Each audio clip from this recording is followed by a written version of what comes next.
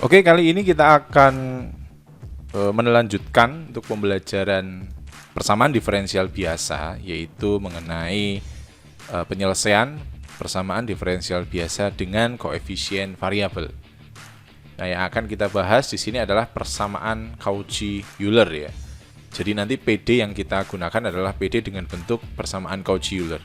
Masih ingat nggak persamaan Cauchy-Euler? Jadi kalau saya tulis bentuk umumnya itu kayak gini. Jadi kalau saya punya AN ya, X pangkat N, kemudian ada DN Y per DX pangkat N, kemudian ditambah dengan AN-1 XN-1 DN-1Y per DX N-1 ya.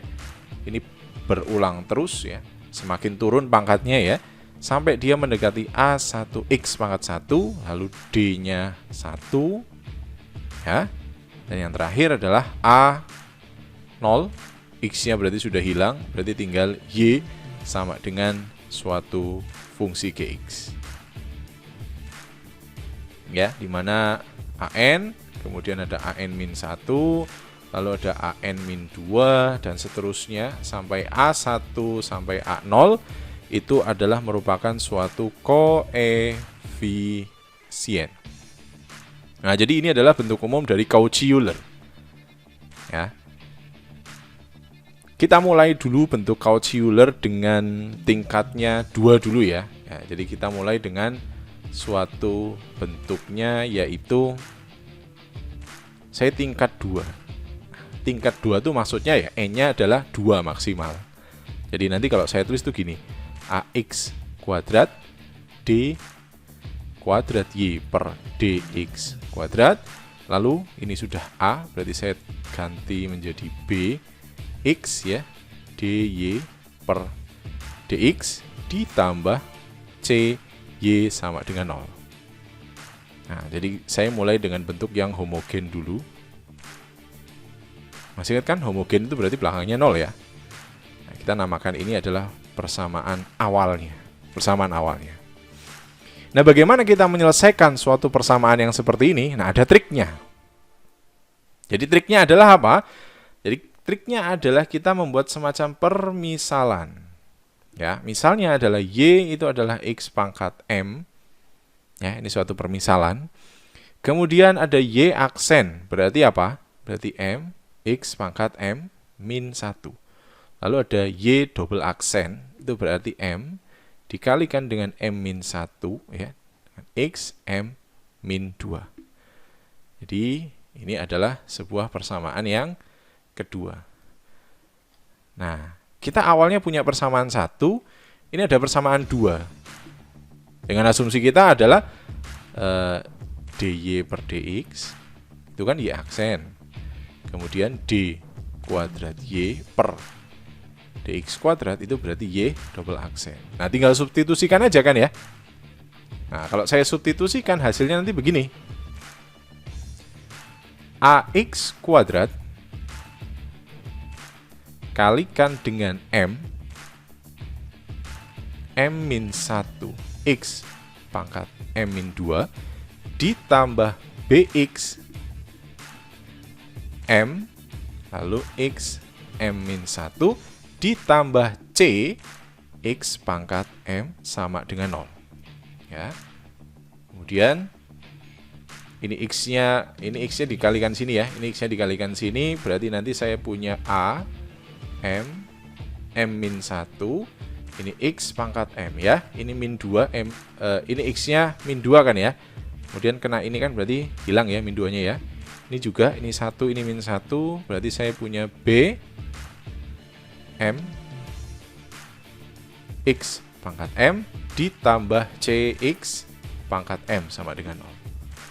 Jadi kalau seperti ini saya boleh mengeluarkan X pangkat M-nya, lalu ada A M min 1 ditambah BM ditambah C sama dengan 0. Ya, ingat bahwa ini itu adalah tidak boleh 0. Maka yang harus 0 mana? Yang harus 0 adalah yang ini ya. Nah, yang ini berarti sama dengan 0.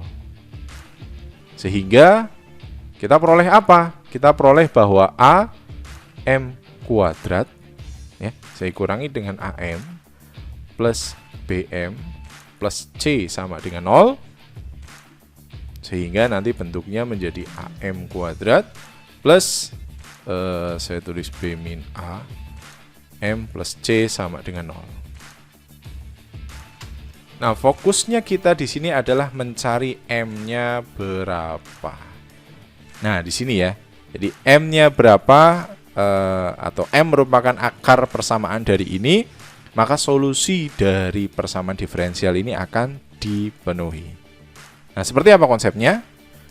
Baik, berarti Y sama dengan X pangkat M itu akan menjadi solusinya, ya, atau pemecahannya, ya, dari Cauchy-Euler yang bentuk 1 tadi, jika, nah, ada jikanya nih.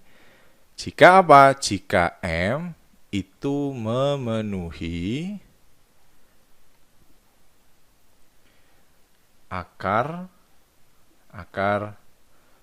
persamaan dari apa tadi? AM kuadrat plus B min A M kemudian plus C sama dengan 0. Nah, jadi apa? Jadi Y sama dengan X pangkat M itu akan menjadi solusi, ya, dari persamaan Cauchy-Euler tadi kalau M-nya itu adalah akar-akarnya. Nah, berarti sekarang fokus kita adalah kita harus mencari akar-akar dari bentuk yang ini. Karena ini bentuknya kuadrat, maka akar-akarnya itu cuman hanya ada tiga kemungkinan, ya. Jadi ada kemungkinan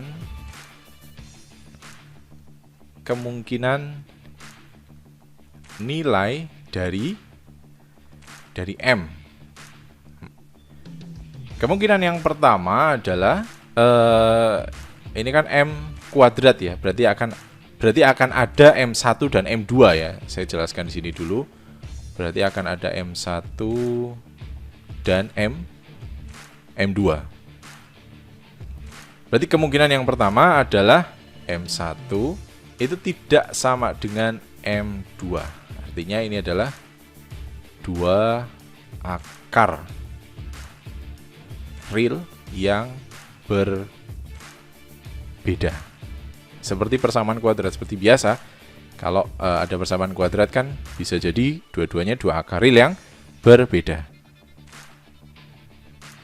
Maka solusi umumnya, ya, saya tulis solusi umum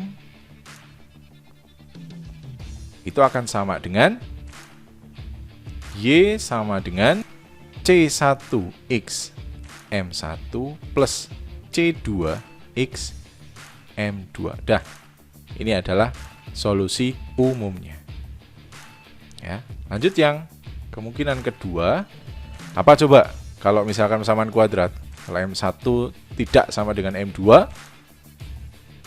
berarti bisa jadi M1 sama dengan M2. Ingat, ya, ini adalah dua akar real yang sama. Gitu. Sehingga nanti kita peroleh solusi umumnya itu bentuknya seperti apa? Itu Y sama dengan C1 plus C2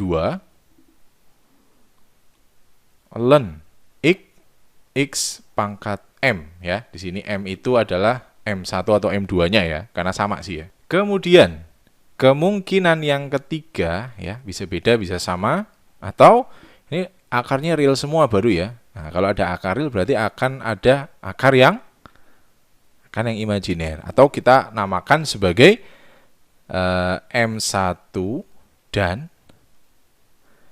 M2 itu merupakan dua akar, kalau saya bilang di sini adalah bilangan kompleks yang merupakan sekawan. Jadi selain real kan ada imajiner, ya. Nah, imajiner ini kan pasti ada dan imajiner ini adalah bagian dari kompleks. Berarti kita tetap bisa membuat suatu bilangan kompleks, Dan ternyata kalau setelah ditelusuri lagi, kompleksitunya adalah sekawan. Jadi selain ada 2 akar real, ada 2 akar kompleks yang sekawan. Kan bedanya cuma yang satu plus, yang satu min. Gitu ya. Sehingga nanti kalau misalkan seperti ini, kita peroleh solusi umumnya. Itu bentuknya akan menjadi Y sama dengan, oh sorry, ini belum ya, ini belum saya definisikan. Berarti M1,2 nya itu adalah alfa plus minus beta I. Gitu ya, jadi alfanya real, beta I, I-nya itu imajiner ya. Nah, sehingga nanti solusi umumnya bentuknya kayak gini nih. X pangkat alfa, kemudian ada C1 ya, cos. Ini ada beta dan X ditambah C2, kemudian sin, ada beta dan X. Nah, jadi bentuknya akan seperti ini. Kalau dia bentuk akarnya adalah kompleks, maka bentuknya juga akan seperti itu. Kita langsung perdalam dalam contoh ya. Kita langsung coba aplikasikan nih, jadi teori yang ini. Jadi yang pertama kita mulai dari bentuk pangkat yang kedua, kemudian nanti dimisalkan ya, lalu diperoleh solusi umumnya seperti ini. Kita coba masuk contoh yuk.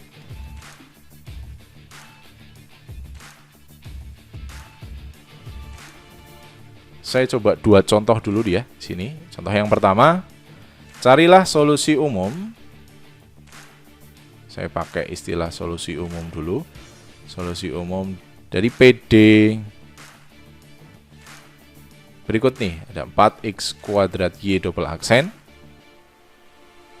ditambah 8x Y aksen ditambah Y sama dengan 0 ya. Jadi bentuk yang pertama adalah bentuk Cauchy-nya seperti ini. Setuju ya, Cauchy ya. Ini x kuadrat, Y-nya double aksen. Ini x1, Y-nya aksen. Ini nggak ada x-nya, ini juga tidak aksen. Bagaimana? Berarti kita tulis saja dulu. Misal Y sama dengan X pangkat M, berarti Y aksen adalah M, X pangkat, ya, M-1, Y double aksen berarti M, dikali M-1, kali X, M-2. Lalu, dengan kita mensubstitusikannya, sehingga nanti kita peroleh bahwa 4x kuadrat, ya, M-1x pangkat M-2, lalu ditambah 8x, ya, M, X, M-1 ditambah X pangkat M sama dengan 0. Lalu saya peroleh M, kemudian ada M-1, lalu X pangkat M, ditambah 8 kali M, X pangkat M, ditambah X pangkat M sama dengan 0. Lalu kalian bisa mengeluarkan X pangkat M-nya. Ini saya langsung saja, berarti 4M kuadrat min 4M plus 8M plus 1 ya. Gini, sehingga X pangkat M-nya nanti selanjutnya ada 4M kuadrat plus 4M plus 1 sama dengan 0. Ingat tadi ini tidak boleh 0.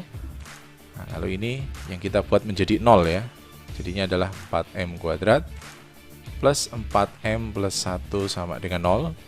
Lalu kita coba faktorkan di sini. Ada 2M. Ada 2M plus 1 ya, betul? Plus 1. Sehingga nanti sebelah sini saya punya M-nya sama dengan min setengah. Ini juga ya. M-nya sama dengan min setengah. Sehingga apa ini? Kita punya 2 akar real yang sama. Nah, bentuknya seperti apa berarti kalau 2 akar real yang sama? Y sama dengan ya, C1 plus C2, lalu ada ln X ya. X pangkat apa? M. M-nya berapa? Min setengah. Nah, jadi ini adalah solusi umum dari persamaan Cauchy yang seperti ini. Kita ambil contoh lainnya misalkan. Saya punya contoh yang kedua. Misalkan saya punya X kuadrat Y double aksen, kemudian dikurangi dengan 2Y sama dengan 0. Dah, gini aja. Lalu langkah pertama, saya tulis misal ya, Y sama dengan X pangkat M. Y aksen berarti M, X pangkat M min 1. Dan Y double aksen adalah M, M min 1, X, M min 2.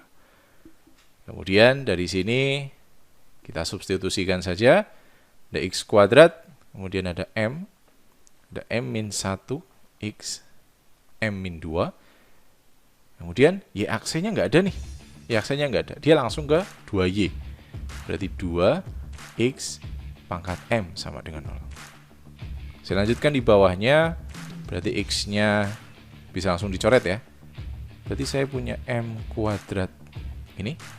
Kemudian min M. Ini saya kurung saja. Ini X pangkat M min 2 X pangkat M sama dengan 0. Lalu dari sini X pangkat M-nya saya keluarkan. Sehingga sisanya adalah M kuadrat min M min 2. Ingat, fokusnya ini tidak boleh 0. Berarti yang harus 0 adalah M kuadrat min M min 2 sama dengan 0. Jadi kita akan coba faktorkan. Ini 2, ini 1 ya. Ini min, mungkin ini plus. Jadi nanti saya punya M-nya sama dengan 2 dan M-nya sama dengan min 1. Berarti apa ini? Berarti dua akar ini adalah berbeda ya. Kalau berbeda, maka bentuk penyelesaian umumnya adalah C1X pangkat, saya mulai dari 2 dulu nggak apa-apa, ditambah C2X pangkat min 1. Jadi itu ya. Jadi itu adalah dua soal. Mungkin saya coba satu soal lagi karena tadi sudah ada yang sama, ini yang berbeda, kemudian kurang satu ya, yang ada bilangan kompleksnya ya. Kita coba satu lagi yang nomor 3, yaitu untuk PD yang bentuknya 25X kuadrat Y double aksen ditambah 25X Y aksen ditambah Y sama dengan 0. Jadi tahap yang pertama lumayan simple, tinggal dimisalkan saja. Lalu Y aksen adalah MX pangkat M min 1, Y double aksen adalah M. Ini saya yakin semua bisa ya. Lalu tinggal kita masukkan saja, ada 25, ada X kuadrat, kemudian ada M min 1 X, M min 2, plus 25X kali MX M min 1, saya nggak cukup, taruh sini saja, sama dengan 0. Sehingga nanti saya punya 25 M min 1 X pangkat M ditambah 25 M X pangkat M ya, dan ditambah X pangkat M sama dengan 0. Lalu saya keluarkan X pangkat M-nya, dan di sini saya punya 25M kuadrat min 25M plus 25M ditambah 1 sama dengan 0. Oke, kita tidak fokus di sini. Yang kita fokuskan adalah di sini. Ternyata jadinya 25M kuadrat ini hilang ya. Ditambah 1 sama dengan 0. Nah, berarti saya punya di sini 25M kuadrat sama dengan min 1. Berarti M kuadrat sama dengan min 1 per 25. Ya, sehingga M-nya adalah akar dari min 1 per 25. Berapa ini? Ternyata kalau di akar plus minus, akar min 1 berapa? I ya. Akar min 1, ingat ya. I itu adalah akar dari min 1. Tinggal ada 25 di bawah nih. Berarti berapa? I per 5. Ya, atau kalian boleh menuliskan plus minus 1/5 I. Oke. Nah, ini kan bilangan kompleks ya. Kompleks yang realnya adalah 0. Berarti kalau kayak gini kan saya punya alfanya adalah 0, betanya adalah 1/5. Dari mana dasarnya? Karena dasarnya adalah dari sini. Plus minus BI. Nah, ini dasarnya. Ya, jadi alfanya 0, betanya adalah 1/5. Jadi bentuk umumnya atau penyelesaian umumnya adalah X pangkat alfa, apa tadi ya? Kalau nggak salah ada C1 kalikan dengan cos, lalu ada beta dan X, lalu ditambah C2 kalikan dengan sin ya. Cuma tinggal beda sini aja ya. Beta dan X. Nah, berarti kita punya X pangkat 0 itu berarti 1. 1. Lalu sini ada C1, kemudian dikalikan dengan cos. Betanya berapa? 1/5. Berarti tinggal tulis 1/5 dan X. Oke, kemudian ada C2 kali sin 1/5 dan X. Nah, jadi seperti ini hasilnya ya. Nah, itu adalah 3 contoh soal untuk PD Cauchy-Euler.